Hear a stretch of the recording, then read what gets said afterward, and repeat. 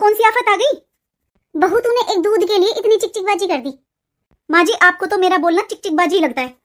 सुबह से घर का सारा काम कर रही हूँ, मुझे फुर्सत मिल रही है क्या? और माँ जी आपको मेरे बोलने का तरीका नजर आता है, दीदी का नहीं आता? ये कैसे बात करती है मुझसे?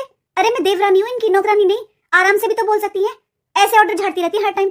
मेरा मन नहीं करता माँ जी ऐसे काम करने का। प्रिया ये बच्ची है और ये सुबह से रो रही है क्योंकि इसकी तबीयत ठीक नहीं है, बुखार है इसको। वरना मैंने तेरे साथ कौन सा काम नहीं करवाया, बताना जरा। छोटी बहू तू कितनी देर से काम कर रही है? अरे कौन सा काम? तुझे आज ही तो अकेले काम करना पड़ गया क्योंकि मुझे शादी में जाना है और जरूरी नहीं होता तो मैं जाती भी नहीं। अरे इतना तो समझ बहू कि इसकी तबीयत ठीक नहीं है। माँ जी मुझे पता था, आपको तो मेरी हर बात ही गलत नजर आती है। बस आपको तो कुछ भी करके दीदी को सही साबित करना है। मुझे भी 8 दिन हो गए देखते देखते माँ जी, सारा दिन गुड़िया को लेकर बैठी रहती है दीदी, तो कुछ भी काम नहीं करवाना होता।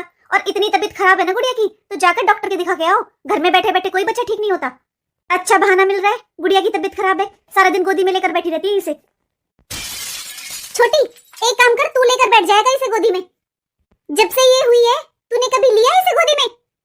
सारा दिन काम काम काम करती रहती है। देख लिया माँ जी आपने, इसे मेरी बेटी का बीमार होना बहाना लगता है। इसे लगता है मैं बहाने कर रही हूँ, गोदी में लेकर बैठी हूँ। अरे इससे कह दो ये ले लेगी गुड़िया को, मैं कर लूंगी घर का सारा काम। पहले दिन बीमार हुई थी ना गुड़िया, जब इसने चिकचिक करना शुरू किया था। ए बहू तू भी थोड़ा आराम से बोला कर, तेरी बोली में बिल्कुल भी रसा नहीं है। तू इससे आराम से बोल कर ना 2 काम करवा लेगी, लेकिन ऐसे गुस्से में बोलती है ना तो देख कोई भी नहीं करता। सुन बड़ी बहू, तेरी सगी बहन है ना, उससे भी तू 2 शब्द प्यार के बोलेगी ना तभी वो तेरा काम करेगी। ये तो तेरी देवरानी है। मुझे तो ऐसा लग रहा है कि अब इस घर से एक दिन के लिए भी निकलना मुश्किल है। मना कर देती हूँ इनसे, यही हो जाएंगे शादी में। यहाँ तो घर के झगड़े ही खत्म नहीं होते। नहीं नहीं माँ जी आप चिंता मत करो, आप चले जाओ। फिर सही कह रहे हो आप, मामा जी मामी जी को बहुत बुरा लगेगा। वो तो यहाँ हर फंक्शन में आते हैं, फिर आपका जाना जरूरी है। चले जाओ माँ जी, मैं देख लूंगी। हाँ बहुत जरूरी है, बस इसीलिए जा रही हूँ, और कल शाम तक आ जाऊंगी मैं। लेकिन तुझे जो समझाया है ना उस बात पर ध्यान देना। तू थोड़ा प्यार से बात किया कर छोटी बहू से। ठीक है माँ जी मैं ध्यान रखूंगी, आप आराम से जाओ और यहाँ की चिंता मत करना। अरे चिंता तो है ही मुझे, सर्दी शुरू हुई नहीं कि मेरी बच्ची बीमार हो गई उसी दिन से। छोटी सी बच्ची है। और तू भी अपना ध्यान रखना, थोड़ा ठंड में कम निकलना, तेरी ठंड लगती है इसको। ठीक है माँ जी। ये गुड़िया हो गई, क्या हो गई? अरे घर में अनोखा बच्चा हुआ है क्या? सारा दिन तो सोने नहीं देती, पै पै पै पै। सारा दिन तो घर का काम करो, फिर रात में ही गुड़िया शुरू हो जाती है, पै पै पै पै, सोने भी नहीं देती। और एक वो माँ जी जब से गई है 10 बारी फोन कर लिया है। गुड़िया ठीक है, गुड़िया ठीक है। वो तो शुक्र है पोती है, अगर पोता होता फिर क्या करती है? और वो एक मेरी कामचोर जिठानी सारा दिन बच्ची को गोद में लेकर बैठी रहती है बहाने लगाकर। अरे ऐसे तो बच्चे को गोदी में लेकर कोई भी बैठ सकता है, मैं भी बैठ सकती हूँ। बच्चे को गोद में लेकर बैठना कौन सी बड़ी बात है? जानबूझकर नहीं देती है मुझे, क्योंकि घर का काम करना पड़ेगा ना।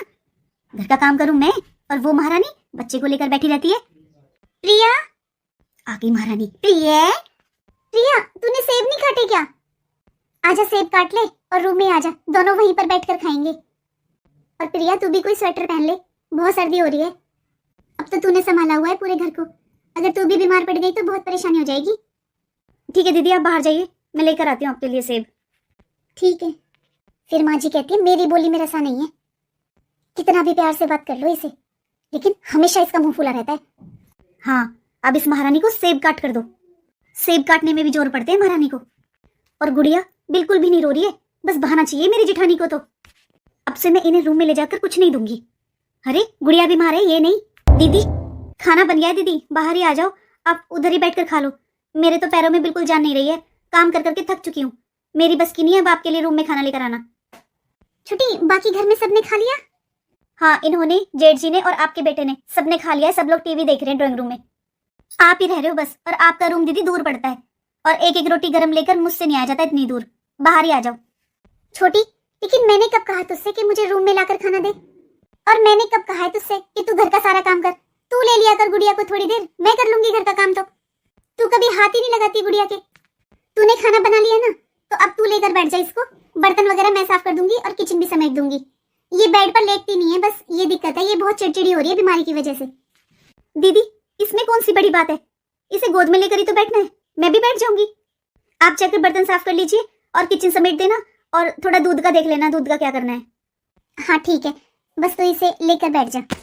इसे लेकर बैठना ही तो है दीदी, मैं लेकर बैठ जाऊंगी, आप जाकर थोड़ा काम कर लो। और हाँ दीदी, वो आज मैंने वॉशिंग मशीन नहीं लगाई थी, थोड़े कपड़े भी पड़े हुए हैं, वो भी धुल देना आप। रात को सूख जाएंगे, अंदर रूम में डाल देंगे। नहीं छोटी देख, मैं रात को कपड़े नहीं धुलूंगी, मुझे सर्दी लग जाएगी। और माँ जी ने कहा है कि माँ की सर्दी ही बच्चे को लगती है। अरे कोई बात नहीं, मैं कल दिन में मशीन लगा लूंगी, तू बस गुड़िया को संभाल लेना। दीदी अच्छे से सारे बटन साफ कर देना। अब पता चलेगा जेठानी जी को। बहुत मजे ले रही है ना 8 दिन से। कितना आसान है बच्चे को गोदी में लेकर बैठना। ये क्या, ये इतनी गंदी स्मेल कहां से आ रही है? अरे लगता है इसने पोटी कर दी। छी, ये बच्चे भी ना आफत की बुढ़िया होते हैं। दीदी दीदी, क्या क्या हुआ छोटी?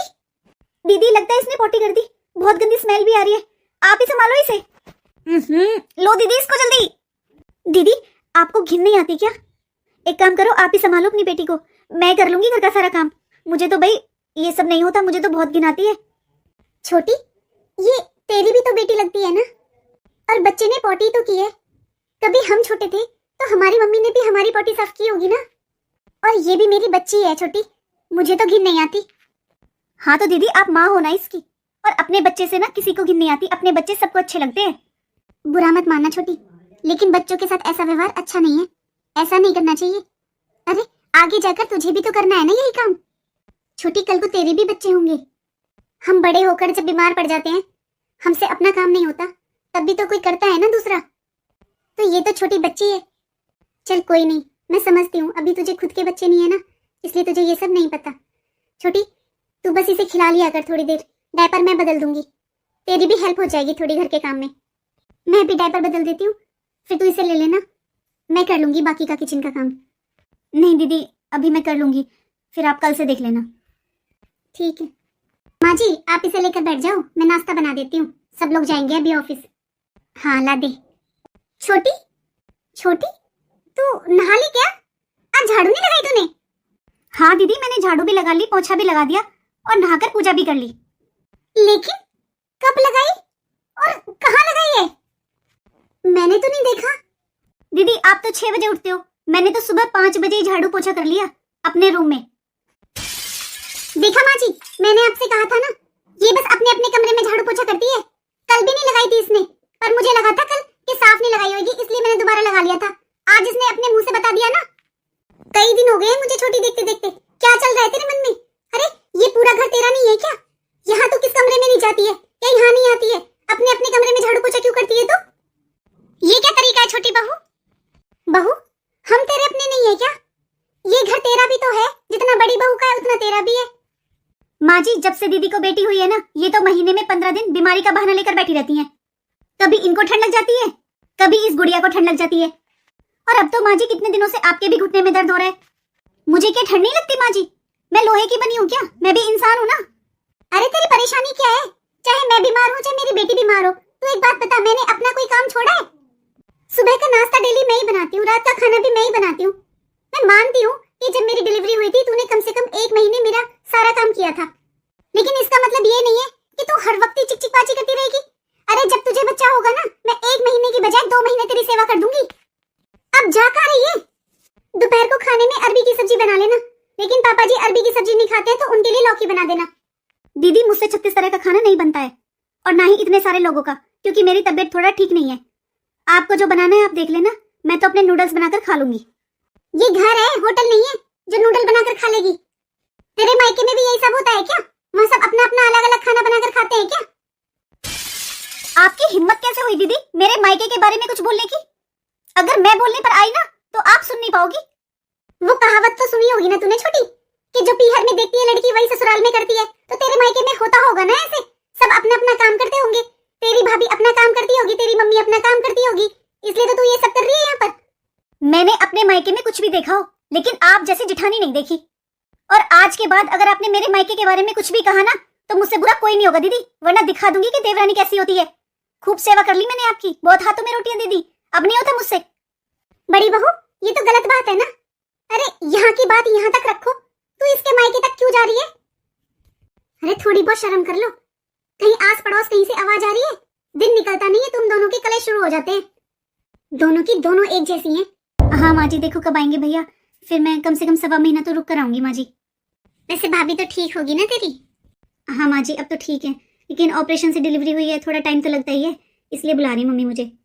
छोटी छोटी, मैं शाम के खाने की तैयारी कर रही हूँ, तो तू एक बार अपने जेठ जी के कपड़ों पर प्रेस कर दे, सुबह ऑफिस पहन कर जाएंगे वो।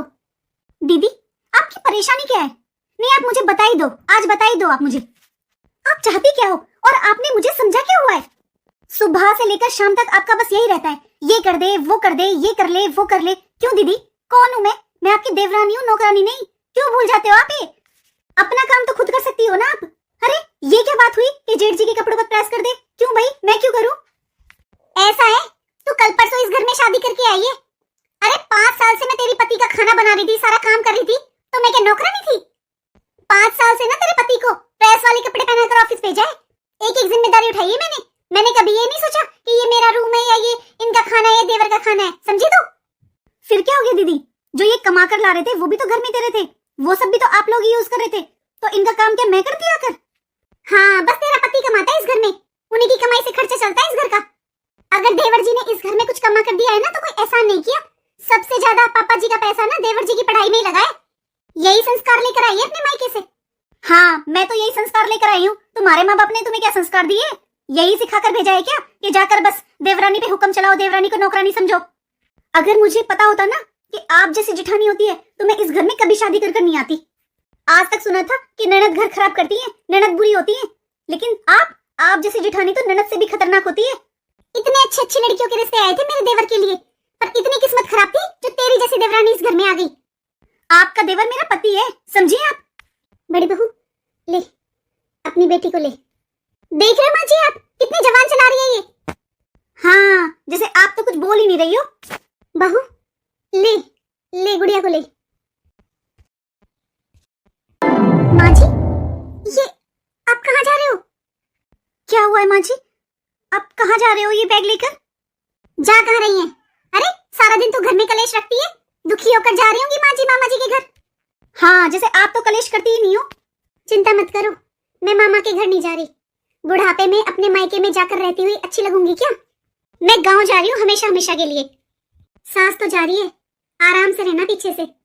सीधी सास तुम दोनों से सहन नहीं हो रही है। मैं अगर तुम्हारे सिर में आग डालती ना और तुम्हारे नाक में दम करती, तब तुम्हें पता चलता कि सास कैसी होती है। हमेशा मैंने यही सोचा था कि भगवान ने मुझे बेटी नहीं दी है, इसलिए हमेशा बहुओं को बेटी मानूंगी, लेकिन मैं गलत थी। दिन की शुरुआत घर में कलेश से होती है, सारा दिन घर में काम के लिए लड़ाई झगड़ा होता रहता है। अरे इतना बड़ा तो मेरा परिवार भी नहीं है।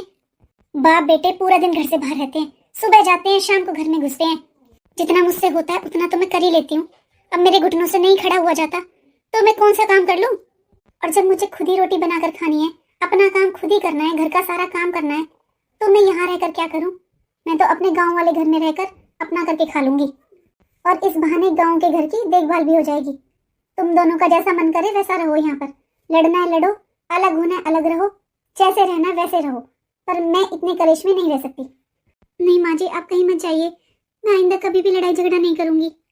हाँ माँ जी मैं भी कभी लड़ाई झगड़ा नहीं करूंगी, मैं भी दीदी को अपनी बड़ी बहन की तरह मानूंगी, लेकिन आप ये घर छोड़कर मत जाइए।